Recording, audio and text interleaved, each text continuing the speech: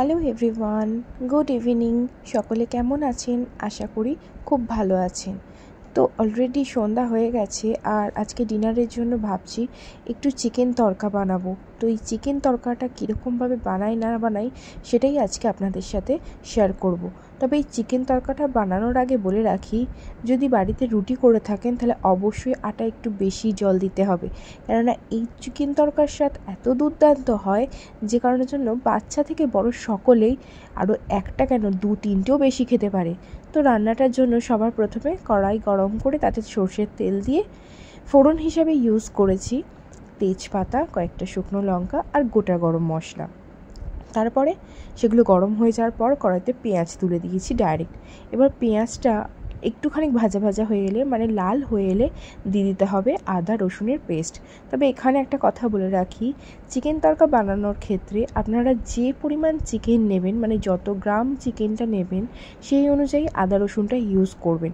তড়কার জন্য আলাদা করে আদা রসুন এক্সট্রা দেবেন না, চিকেনে যে পরিমাণ লাগবে সেই পরিমাণই আদা রসুনটা আপনারা ইউজ করবেন।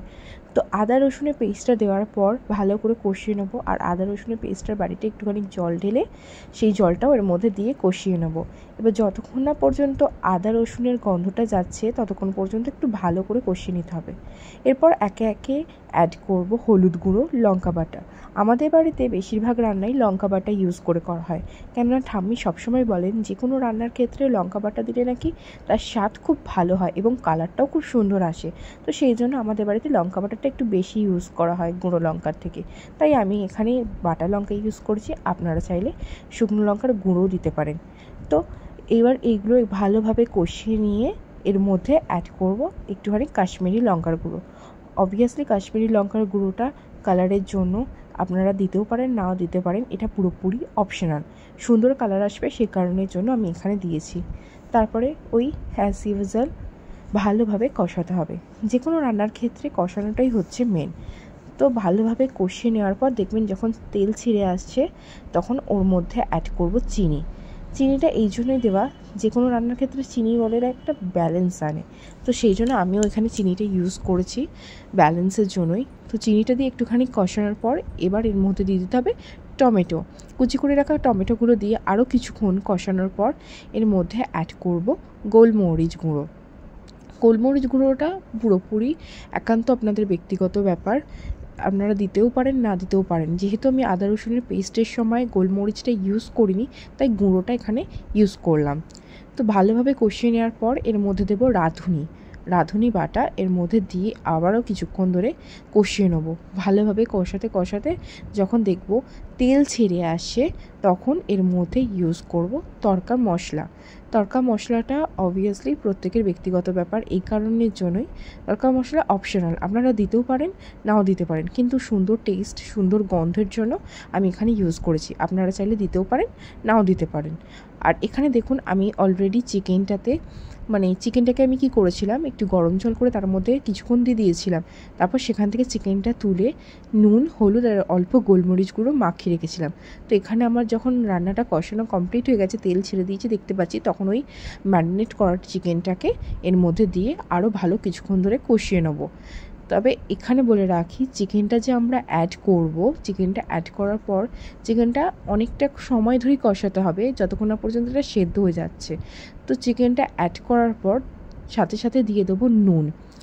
এরপর আরও কিছুটা সময় ধরে কষিয়ে নেওয়ার পর এর মধ্যে দিয়ে দিতে হবে টক দই দিয়ে তারপর ভালোভাবে কষাতে হবে যতক্ষণ না পর্যন্ত চিকেনটা 95% সেদ্ধ হয়ে যাচ্ছে। ততক্ষণ পর্যন্ত আপনারা চিকেনটাকে ঢাকা দিয়ে দিয়ে অল্প অল্প গরম জল দিয়ে দিয়ে কষিয়ে নেবেন। আমাদের বাড়িতে বেসিক্যালি এটা রুটির সাথে সবাই পছন্দ করে থাকে, তাই রাত্রের ডিনারে আমরা যখনই এই চিকেন তড়কা বানাই তখনই তার সাথে রুটির কম্বোটাই রাখি। আপনারা চাইলে এটার সাথে রুমালি রুটি, নান, পরোটা এগুলো অপশান হিসাবে রাখতে পারেন।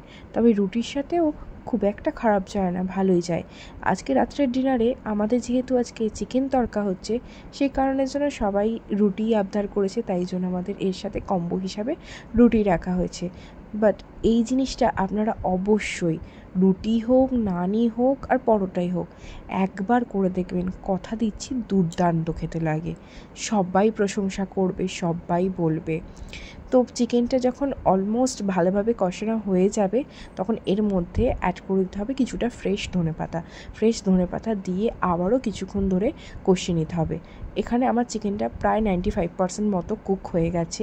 এবার আমি এর মধ্যে যেটা অ্যাড করব, এখানে দেখতে পাচ্ছেন এখানে আমি রাজমা, ছোলা কড়াই আর সয়াবিন কড়াই নিয়ে নিয়েছি। এই কড়াইগুলো আমি সকালবেলা থেকে ভিজিয়ে রেখেছিলাম এবং যখন রান্নাটা চাপাচ্ছি সেই সময় এগুলো প্রেসারে ওই 3 থেকে 4টে মতো সিটি দিয়ে নিয়েছি। ওই ভিডিওটা আমার শ্যুট করা হয়নি। তো আপনারা যখন রান্নাটা করবেন তখন অবশ্যই এইগুলোকে সকালবেলা ভিজিয়ে রাখবেন এবং সন্ধ্যাবেলা রান্নার আগে 2 থেকে 3টে তো অবশ্যই সিটি দিতে হবে। তো এবার দেখুন খুব সুন্দরভাবে চিকেনটা কষানো হয়ে গেছে আর তেলটাও ভালোভাবে ছেড়ে দিয়েছে। এই পর্যায়ে আমি এই ছোলা কড়াই, রাজমা আর সয়াবিন কড়াই এগুলোকে অ্যাড করে দিলাম। এগুলোকে দিয়ে আরও কিছুক্ষণ কষানোর পর এর মধ্যে অ্যাড করব মুগ কড়াই। কখনোই আপনারা এই সয়াবিন কড়াই, ছোলা, রাজমা এগুলোর সাথে মুগ কড়াইকে একসঙ্গে ভেজাবেন না। এই কারণের জন্য যখন আপনি প্রেসারে সেদ্ধ করতে দেবেন তখন দেখবেন মুগ কড়াইটা গলে গেছে আর বাকি জিনিসগুলো তুলনামূলকভাবে শক্ত আছে। তো সেই কারণের জন্য মুগ কড়াইটা আলাদা দিলেই ভালো হয়। তো মুগ কড়াইটা আলাদাভাবে সেদ্ধ করে নেবেন এবং এগুলোকে আলাদাভাবে সেদ্ধ করে নেবেন। এবার আপনারা এক্ষেত্রে যদি চান কাবলি ছোলাটা অ্যাড করতে পারেন। আমি এক্ষেত্রে আজকে কাবলি ছোলাটা অ্যাড করিনি, অন্যান্য দিন আমি কাবলি ছোলাটা অ্যাড করি। এটা আপনাদের একান্ত ব্যক্তিগত ব্যাপার, আপনারা চাইলে দিতেই পারেন। তো যথারীতি এরপর আমি ওই মুগ কড়াইটা ওটার মধ্যে অ্যাড করে নিলাম, দিয়ে ভালো করে কষিয়ে নিয়ে এরপরে এর মধ্যে জলের পরিবর্তে দেব মুগ কড়াই, এই রাজমা, সয়াবিন কড়াই, ছোলা এগুলো যে প্রেশার কুকারে জল দিয়ে সেদ্ধ করেছিলাম সেই জলগুলোকে ফেলবো না। এর যে জলগুলো থেকে গিয়েছিল সেই জলগুলোকে ভালো করে ছাঁকনিতে ছেঁকে রেখে দেবো। সেই জলটাই ভালোভাবে কষানো হয়ে যাওয়ার পর এর মধ্যে অ্যাড করে দিতে হবে। তাহলে কি প্রত্যেকটা কড়াইয়ের যে স্বাদ সেটা সেদ্ধর ফলে চলেও যাচ্ছে না, প্লাস আমার সেই জলটা ইউজ করার ক্ষেত্রে একটা অন্য রকমের টেস্টের ব্যালেন্স এনে দিচ্ছে। তারপর কি করব, অন্য একটা কড়াইতে 3-4টে ডিমকে ভালো করে ভেজে নেব। এখানে আপনারা চাইলে ডিমগুলোকে ডাইরেক্ট এর মধ্যে অ্যাড করতে পারেন, কিন্তু ডাইরেক্ট অ্যাড করলে ডিমগুলোকে খুব একটা বোঝা যায় না।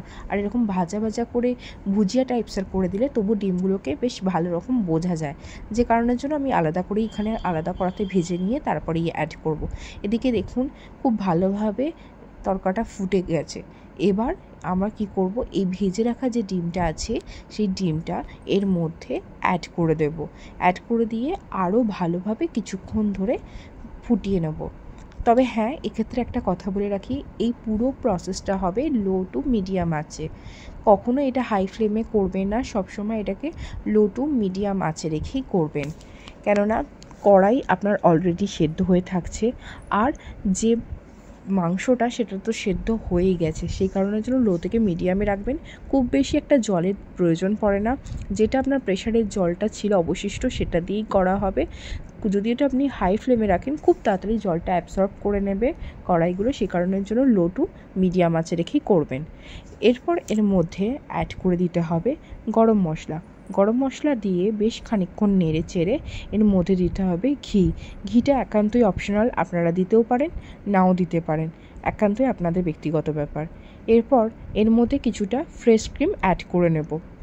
ফ্রেশ ক্রিম যাদের বাড়িতে না থাকবে তারা না দিতে পারেন, আর যদি থাকে তো ফ্রেশ ক্রিমটা অ্যাড করে দেবেন। সব কিছু শেষে ভালো রকমভাবে নেড়ে ছেড়ে এর মধ্যে দিয়ে দিতে হবে একটু বাটার। যদি আপনাদের বাড়িতে বাটার থাকে তো বাটার দেবেন, না থাকে তো প্লেন ঘি দিয়েই ছেড়ে দেবেন। হয়ে যাওয়ার পর গ্যাসের ফ্লেমটা পুরোপুরিভাবে অফ করে দিয়ে কিছুক্ষণের জন্য ঢাকা দিয়ে দেবো। তো শুধু দেখলে হবে, চ্যানেলটাকে সাবস্ক্রাইব করুন আরও নতুন নতুন ভিডিওর জন্য। আজকের মতো এইটুকুনি। রেসিপিটা কেমন লাগলো অবশ্যই আমাকে জানাবেন, ভালো লাগলে একটা লাইক করবেন, কমেন্ট করবেন। টাটা, শুভরাত্রি।